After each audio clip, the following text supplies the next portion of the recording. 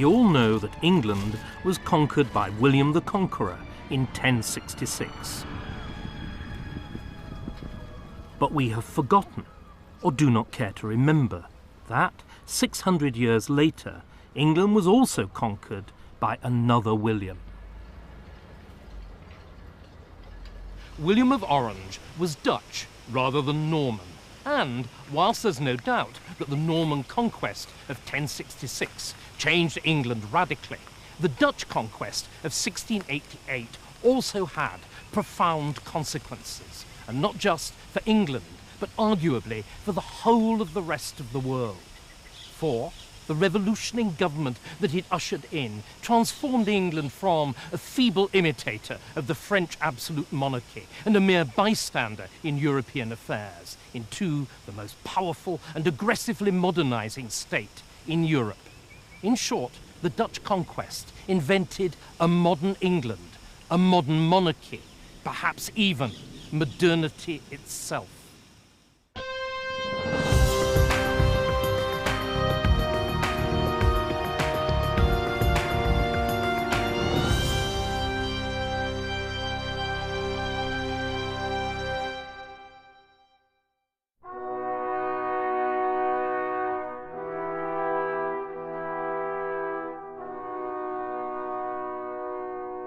The purest form of monarchy is despotism, the unencumbered rule of an individual, free from any interference by parliament, church, or any other body.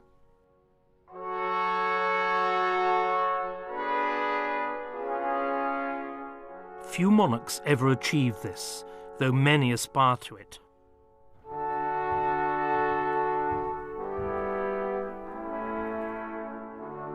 The archetype of English despotism is Henry VIII. To this day, his image is an icon, an instantly recognizable symbol of absolute kingship. This is a later copy of Holbein's great dynastic mural, which shows Henry VIII as head of his family and head of the church. In the later 17th century, the original of this wall painting was still one of the wonders of Whitehall Palace, and fittingly so, for Restoration England was still shaped by the key legacy of the reign of Henry VIII, the Act of Supremacy, which made the king supreme head of the Church of England.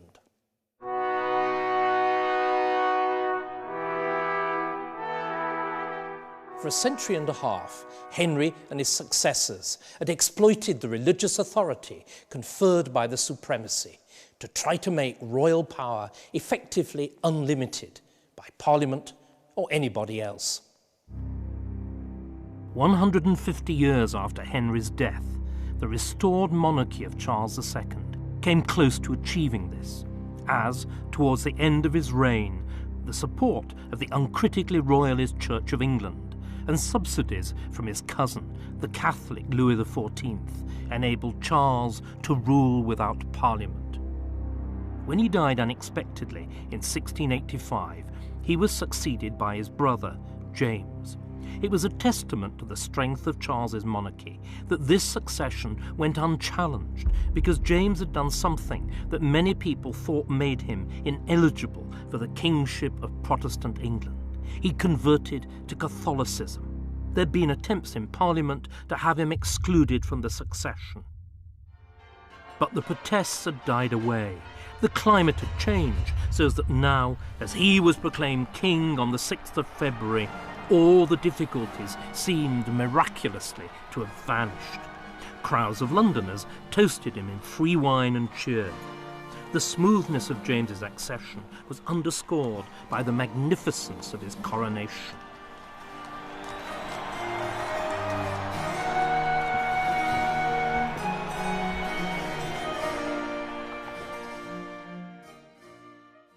Appropriately, it was commemorated in this lavishly illustrated souvenir volume by Francis Sandford.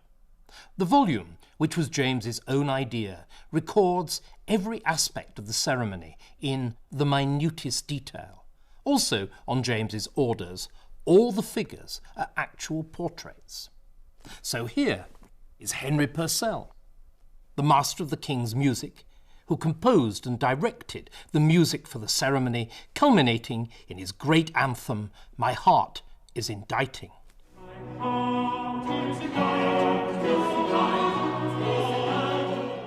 And here is the diarist, Samuel Pepys. In his capacity as one of the barons of the Cinque-Ports, he helped to carry the canopy over the king in the initial procession from Westminster Hall to the Abbey. Here are the various stages. The coronation, first of all, of the king himself, and then of the Queen, Mary of Modena. And here is the coronation banquet. Sandford took the trouble to note the position of every plate and provided a key listing each dish by number. It's a remarkable document, which, with the crayfish placed next to the blancmange, records the eating habits of a different age. And here is the final fireworks display. It was dominated by a huge blazing sun. The sun in splendour was a universal emblem of monarchy, and of the monarchy of James's cousin, Louis XIV of France in particular. The Sun King, as Louis was known, ruled the most successful monarchy in Europe. Catholic, conquering and autocratic, he exercised a level of despotic power that was unthinkable in England. To most Englishmen, Louis represented a dangerous mixture of religious fanaticism and military might. But James admired his glamorous cousin. Did the sun and the great crowned figure of Monarchy that also appeared in the coronation fireworks suggest that James would like England to go the same way as Louis's France? But these worries were for later. At his coronation in Westminster Abbey, there was no hint of unease. Instead, the mood was a celebration of the miraculously smooth and trouble-free transfer of power. For James, a convert to the Church of Rome, to become, as king, head of the Church of England, was indeed a miracle. Perhaps it was a horrible misunderstanding. That was certainly the opinion of a group of English exiles in the Dutch Republic. Known as Whigs and staunch believers in Protestantism and limited monarchy, they'd been forced to flee when they'd lost the battle to keep James from the throne. They were in despair at the complacency of those in the Church of England and in Parliament, known as Tories, who now supported a Catholic king. Only an armed invasion, the Whig exiles thought, could save England from Catholic absolutism. Its natural leader was one of their own number, James, Duke of Monmouth, who, because he was Charles II's bastard son, had some sort of claim to the throne. His fellow exiles managed to persuade him to lead an expedition, and on the 24th of May he set sail to England at the head of a pathetically small force of 3 ships and only 83 men. The little band made for the coast of Dorset, an area where the good old cause of English republicanism had been particularly strong. James, for his part, was worried about insurrection elsewhere and was able to spare only 2,000 or 3,000 troops against Monmouth. But at least they were professional soldiers, and that proved decisive. The showdown came here at Sedgemoor. Boxed in by the Royal Army, Monmouth decided that his only chance was to launch a surprise nighttime attack. The tactic made sense, but his scratch troops were incapable of carrying it out. Instead, as dawn broke, they were routed by the king's troops. 500 of them were killed and 1,500 captured. By then, Monmouth himself had fled. 2 days later, he was discovered hiding in a ditch, made prisoner, and taken to London. There was no need for a trial. Monmouth had already been condemned as a traitor by Act of Parliament. He was brought to Tower Hill for execution on the 15th of July. James had easily overcome what had only ever been a revolt of enthusiastic amateurs. But a far greater challenge was to come from within his own government, as James was plunged into a crisis almost entirely of his own making.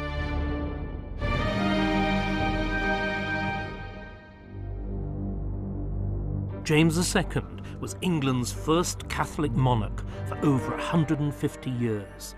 Ever since the Reformation, Englishmen had been taught to hate and fear Catholicism as foreign, ungodly, and above all, un-English.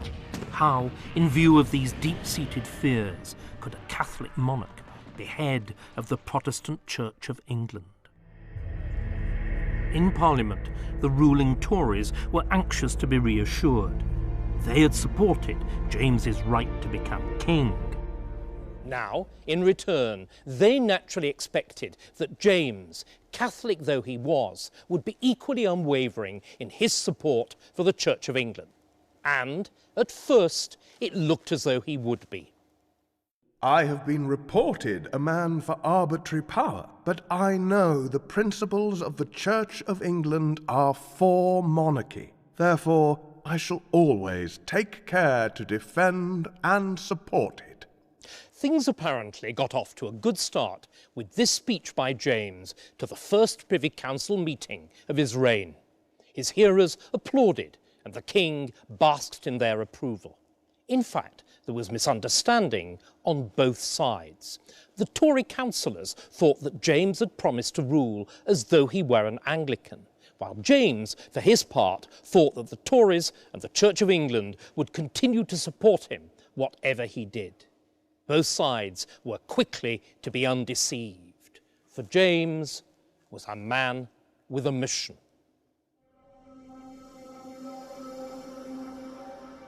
For, whatever he may have said in public, James saw his own succession against the odds as giving him the God-appointed task of reconversion, as he made clear in his own private devotional writings. God Almighty be praised, by whose blessing that rebellion of Monmouth was suppressed. It was divine providence that drove me early out of my native country, and it was the same providence ordered it so that I passed the time in Catholic kingdoms. James's mission, then, was to convert the country back to Catholicism. But what method would he use? Would it be persuasion or coercion? Here memories mattered. The Catholic Queen, Bloody Mary, had used the rack and the stake, and thanks to Fox's Book of Martyrs, the memory was still fresh in England. So too was the massacre of St. Bartholomew's Eve, the slaughter of Protestants which had occurred during the French Wars of Religion.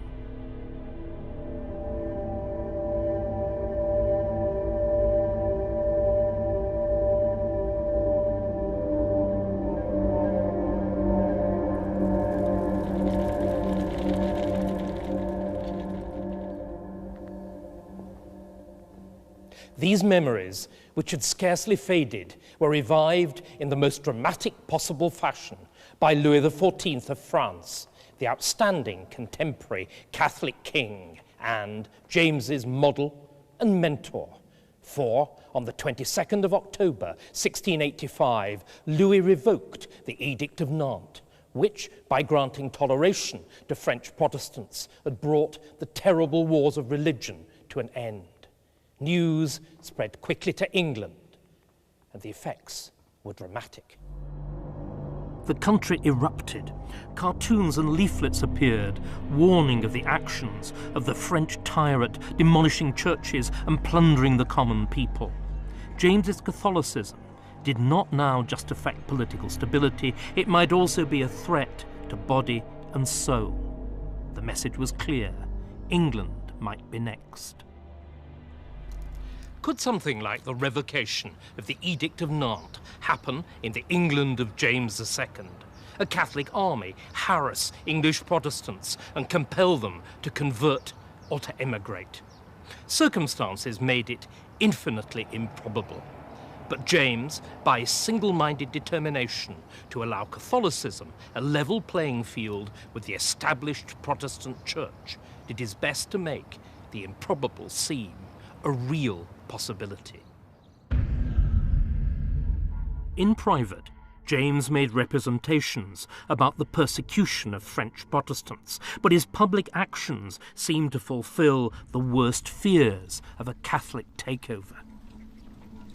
James had recruited, as part of his professional army, 100 officers who were Catholics. This was acceptable in an emergency, but it was technically illegal. An Act of Parliament, called the Test Act, forbade the employment of Catholics in any public post, including the army.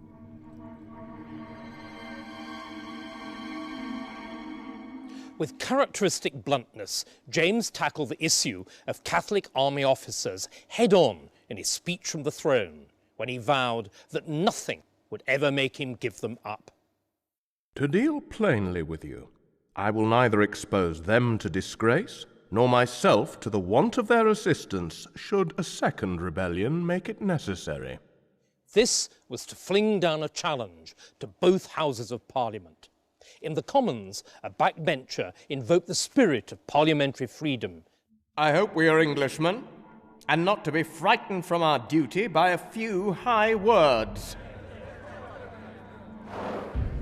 In the Lords, the Bishop of London declared that for the King to act in contravention of the Test Act would undermine the security of the Church of England. James had lost the fight. Furious and frustrated, he dismissed Parliament. He would have to get round the Test Act some other way. He turned his attentions to the judiciary, the only other body whose authority remotely compared with Parliament's. He began to prepare the ground. First, the bench of judges was purged of waverers. Then, a test case was brought on behalf of a Catholic army officer to whom James had granted a royal dispensation or waiver from the requirements of the Test Act. The Lord Chief Justice read out the judgment on behalf of his almost unanimous colleagues. It could hardly have been clearer or more subversive. The kings of England are sovereign princes. The laws of England are the king's laws. It is an inseparable prerogative of the kings of England to dispense with penal laws upon particular necessary reasons, and of those reasons the king himself is sole judge. This ruling turned Parliament into a mere sleeping partner in the Constitution. It might pass whatever laws it liked. Whether and on whom they were enforced was entirely up to the king. But most of all, the judge's ruling was exquisitely uncomfortable for the Tories, since it turned one of their fundamental beliefs in the unconditional nature of royal power against the other in the sanctity of the Church of England. And it was to the Church that James was to turn his attention next. His victory in the courts had given him the power to overturn anti-Catholic legislation on a case-by-case basis. But his ultimate goal was to get the power to nullify all the laws which Parliament had made against Catholics. The Church of England, with its wealth, its power, its churches in every town and village, was the great obstacle to this. But boldly handled, and James was nothing if not bold, the Church might be the means to bring about change. For had not the Church of England made absolute obedience to the king an article of faith preached from every pulpit? First, James drew up a Declaration of Indulgence, which offered universal religious toleration to all Anglicans, Catholics, and Protestant dissenters. Then he commanded the clergy of the Church of England to read out the declaration in every parish church. This impaled the Church on the horns of a dilemma. Should they obey the king's commands, or God's as they saw it? The Archbishop of Canterbury, William Sancroft, summoned his fellow bishops to a secret supper party at Lambeth to discuss the situation. When the meal was over, 7 of them signed a petition to the king denouncing his declaration. In their petition, the bishops contrived both to have their Tory cake and to eat Whig principles. On the one hand, they invoked our Holy Mother, the Church of England, which was, both in her principles and practice, unquestionably loyal. And, on the other, they argued, like good Whigs, that the Declaration was founded upon a dispensing power as hath often been declared illegal in Parliament. This was a dramatic turnaround. Only 3 years before, Sandcroft, as Archbishop of Canterbury, had crowned James at Westminster Abbey. Now he was the instigator of a document that criticised the king on a central constitutional issue. It was a frontal attack on royal policy and, as the petition quickly circulated in print, a public challenge to royal authority as well. James determined to face it down by prosecuting the bishops for seditious libel. But he had underestimated the bishops, who showed unexpected courage, and he completely misjudged the mood of the people, which the bishops, showing a remarkable flair for public relations, were able to milk. Instead of being intimidated by the indignity of prosecution, the bishops pursued a deliberate policy of non-cooperation. They refused to raise security for bail, with the result that they were all imprisoned in the Tower of London.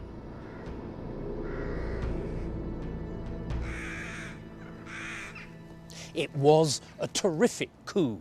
Crowds of Londoners had cheered them from the river bank as they were brought here by water. When they landed, the soldiers of the garrison received them on their knees, and the governor treated them not as prisoners, but as honoured guests.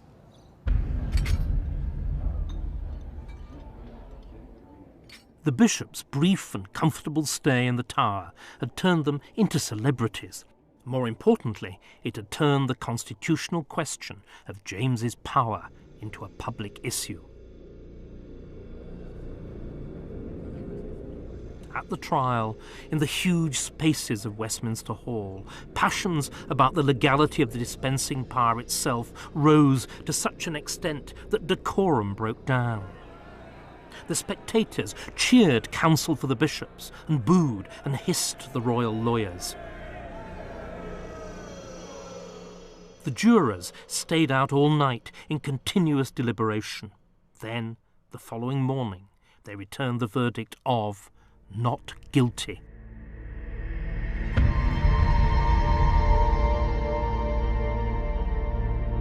Instead, it was James's government that had been condemned.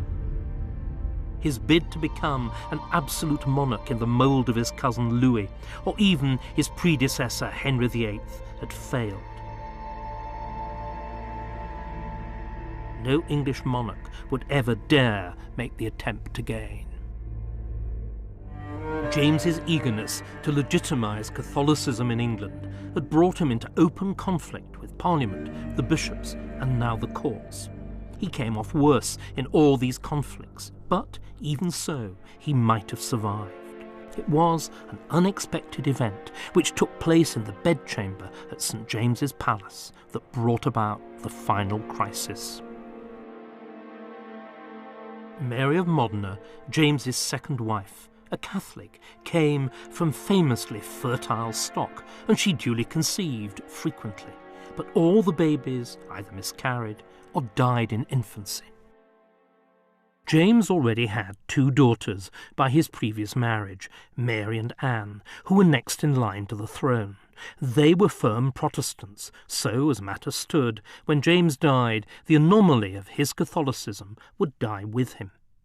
On the other hand, were he now to father a male heir by his second wife, the Catholic threat would remain for another generation.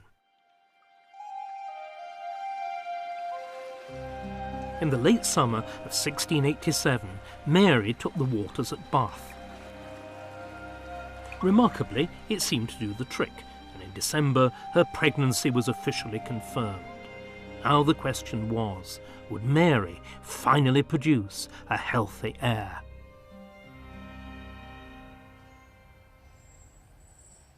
Her labour began at St. James's on the morning of the 10th of June, 1688, in this very bed, and, after a short labour, impeded only by the crowd of witnesses crammed into the royal bedchamber, she gave birth at about 10 a.m. The baby, christened James Francis Edward, was a boy, and once his doctors had stopped feeding him with a spoon on a gruel made of water, flour and sugar, flavoured with a little sweet white wine, and allowed him human milk from a wet nurse, he was healthy. Normally, the birth of a Prince of Wales would have crowned James's attempt to reassert royal authority, but the birth of James Francis had the opposite effect. It was a prelude to war. James's opponents, his daughters Mary and Anne among them, decided that they couldn't tolerate the prospect of a Catholic succession. Anne, who still lived in her father's palace, had always disliked her stepmother for her airs and graces. When the child was born, she took pleasure in suggesting that it was a changeling and not in fact Mary's. There were, she claimed, a number of things not quite right about the circumstances of the birth. Mary of Modena was too well. James, bearing in mind his wife's previous disastrous gynecological history, was too confident, and he was too confident in particular that he would have a son. So the pregnancy must be supposititious, and the child a changeling smuggled into the Queen's bed in a warming pan. The story of the maid and the warming pan was embroidered with lots of circumstantial detail and circulated in scurrilous pamphlets and prints as part of a black propaganda campaign. It was all malicious nonsense, of course, but Princess Anne believed it, and she persuaded her sister Mary in the Netherlands to believe it too. Mary's husband also found it convenient to believe. He was William of Orange, and he came from a long line of Dutch princes. He was James's nephew, as well as his son-in-law, and a man of consuming ambition in his own right. By 1688, William was a hardened general and politician. But his goal, to unite England and the Netherlands in a Protestant crusade against the overweening Catholic power of Louis XIV's France, remained unchanged. The new palace he built at Het Loo was almost a conscious answer to Louis XIV's Versailles, a visible expression of princely power, but executed with Protestant decorum and restraint. For William was not a king, but the first citizen and general of the Dutch Republic, with his power finely balanced against that of the rich merchant guilds. Here there could be no question of him becoming an absolute ruler, nor did he want to.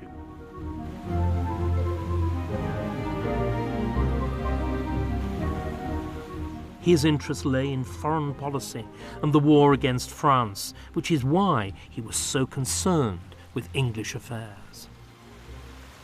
Bearing in mind his position as James's son-in-law, William had every reason to suppose that he would gain control of England naturally when his wife succeeded as Queen Regnant on her father's death. But James's Catholicizing policies, and still worse, the birth of a Catholic son and heir, threatened to rob William of the prize. He would not let it go without a struggle. William now made preparations to invade.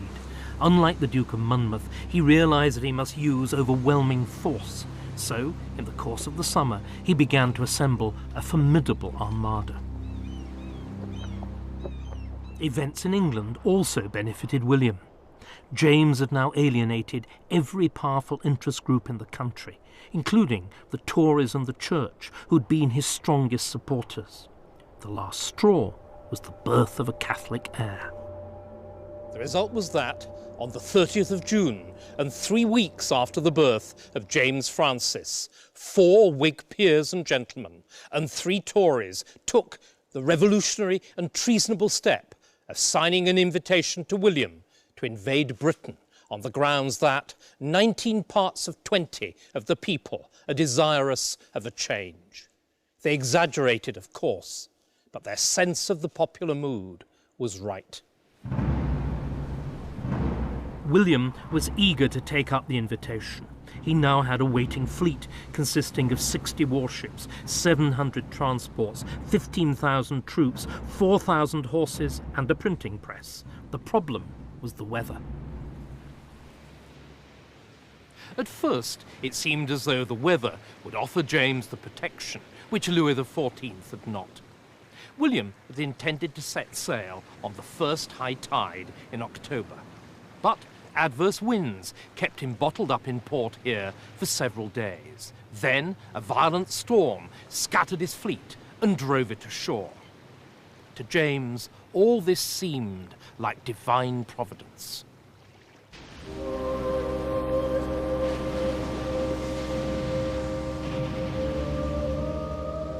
I see God Almighty continues his protection of me and of my realm.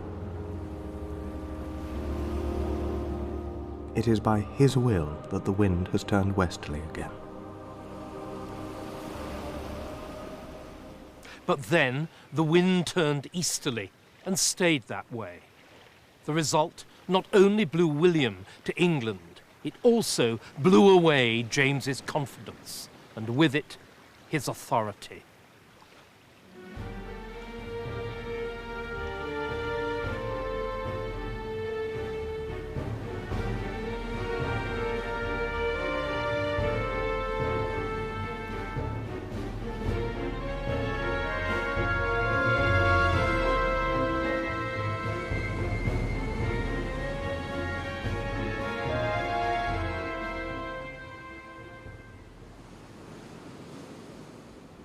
William landed, unopposed, here in Torbay on auspicious day, the 5th of November. Then he marched through cheering crowds to Exeter, where he set up camp and his printing press to churn out carefully prepared propaganda.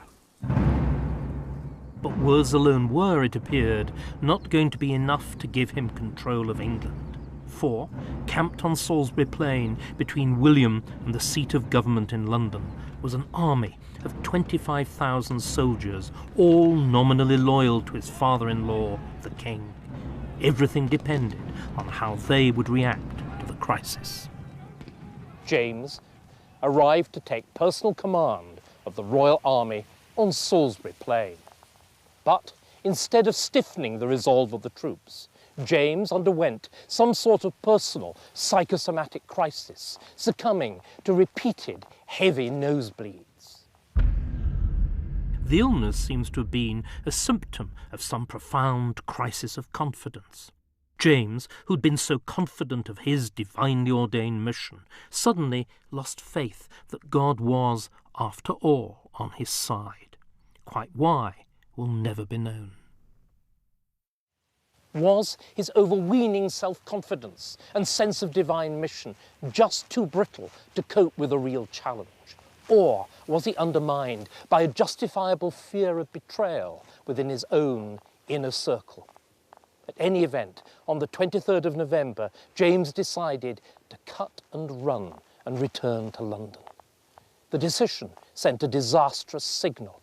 If the king wasn't prepared to stand and fight in his own cause, why should anybody else bother to risk their neck on his behalf? By the time he arrived in London, his leading general and his own daughter Anne had deserted to join William. Who would be next to go?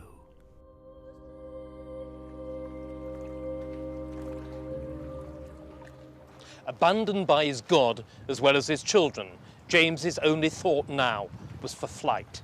Outwardly, he conducted negotiations with William, but they were only a cover for his real purpose. And he contrived to bungle even that. The escape of the Queen with the infant Prince of Wales had to be postponed several days and only took place on the 10th of December, when she left Whitehall disguised as a laundry woman.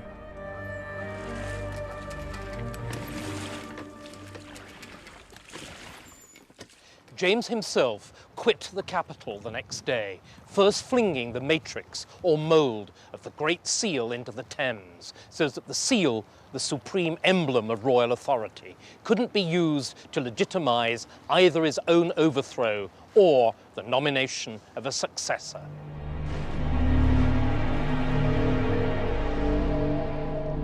His flight was a disaster too. Dressed as an ordinary country gentleman, he rode to the North Kent coast, where he embarked for France. But he was caught and then rescued by a loyal detachment of his guards and brought back to London. By then it was too late. William arrived and took control of the capital. On the 23rd of December, James was allowed to escape to France. This time, with William's connivance, he succeeded.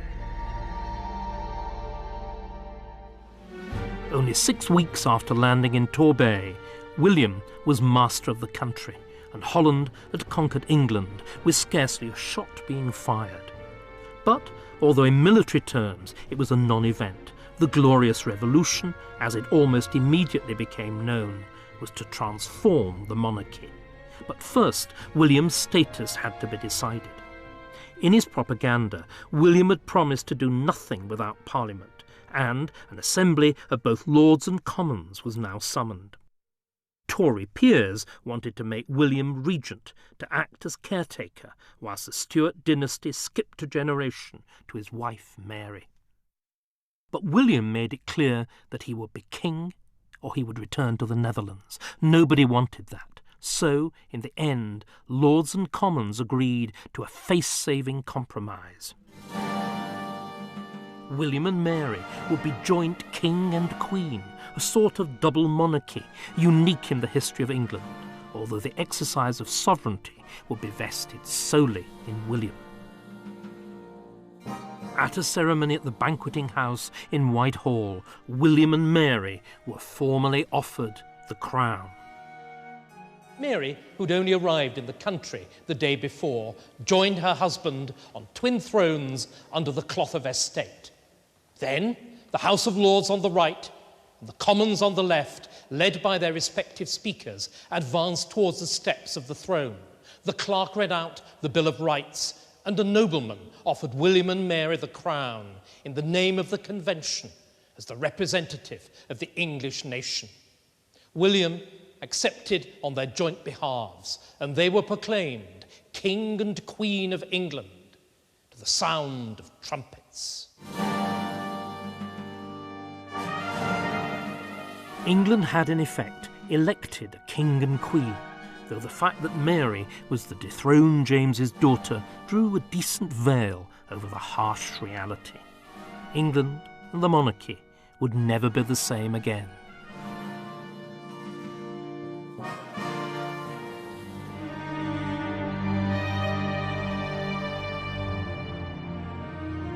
Through the extraordinary agency of an invited, armed, yet virtually bloodless invasion of the country, William and Mary had become joint monarchs of England.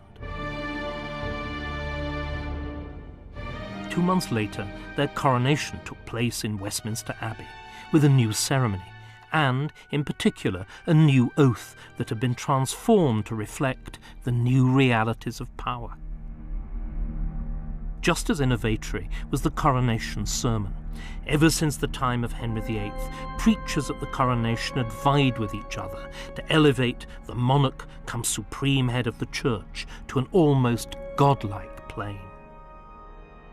But in 1689, all this changed too, and the preacher began by asserting that despotic command had no place in the divine scheme of things. A rigour in commanding and a cruelty in punishing must find patterns elsewhere than in God's governing the world.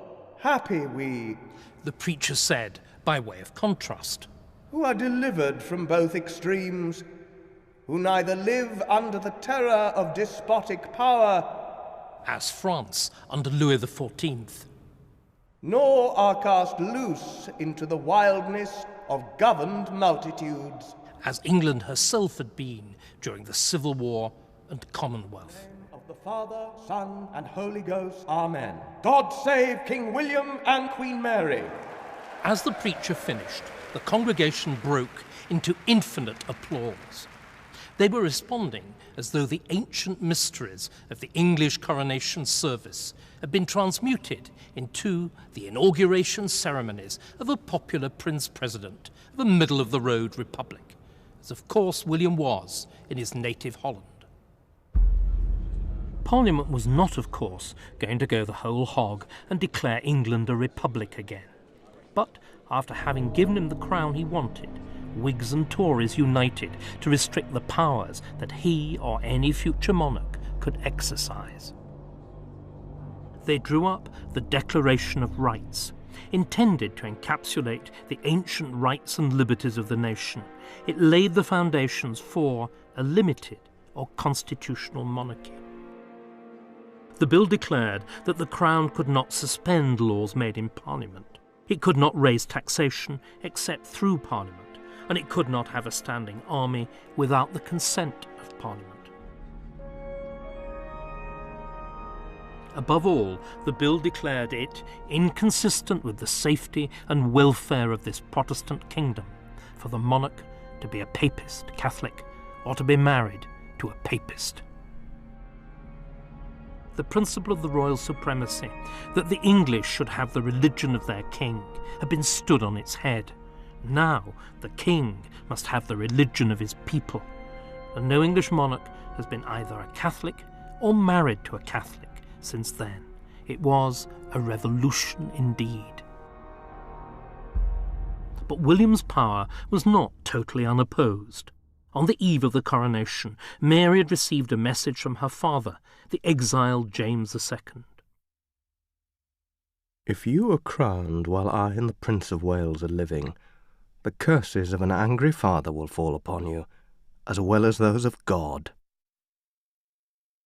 William would have to fight to keep his crown.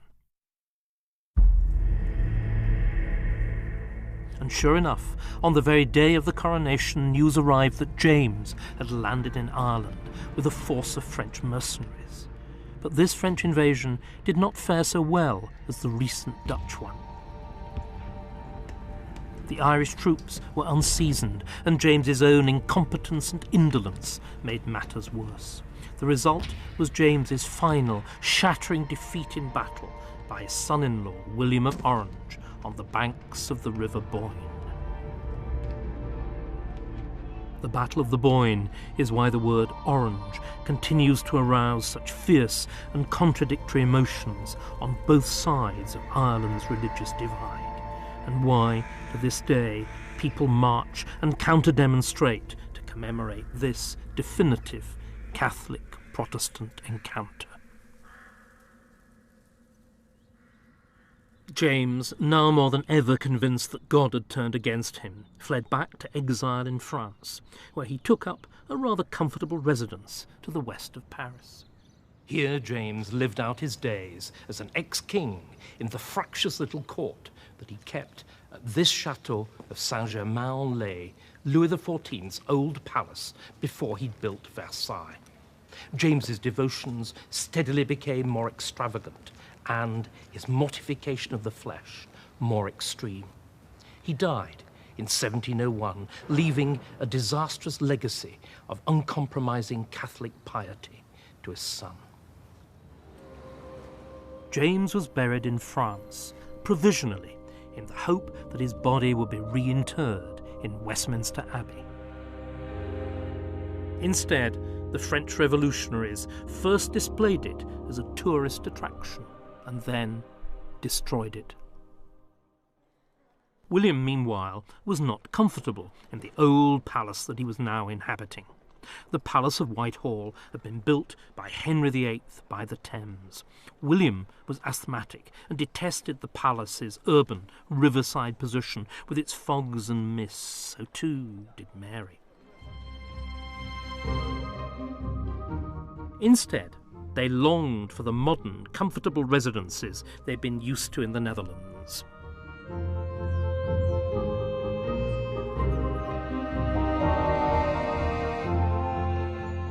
Within a few months, therefore, the couple bought the former Nottingham house, with its extensive gardens and pleasant, if rather suburban location on the western fringe of Hyde Park, and rebuilt it at breakneck speed as Kensington Palace. The result, described by one contemporary as very noble, though not great, was exactly the kind of residence that William and Mary were used to at Het Low. In England, it was a new palace for a new, more modest monarchy.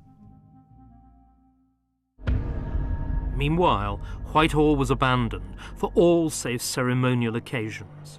Neglected, like all underused buildings, in 1698 it caught fire. It was never rebuilt.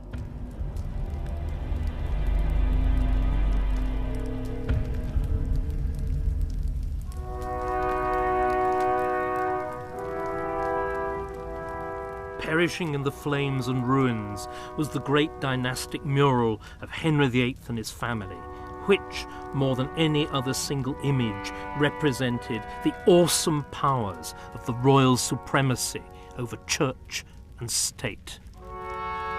The glorious revolution had drawn the sting from the supremacy and its deadly fusion of religious and political power.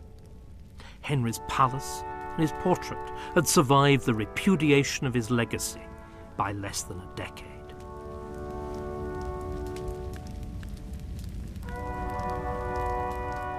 Those who watched the fire at Westminster knew that by overthrowing their anointed, legitimate king and choosing another, England had entered a dangerous and unfamiliar world. None can have realised that it had taken the first vital step to becoming the first modern state.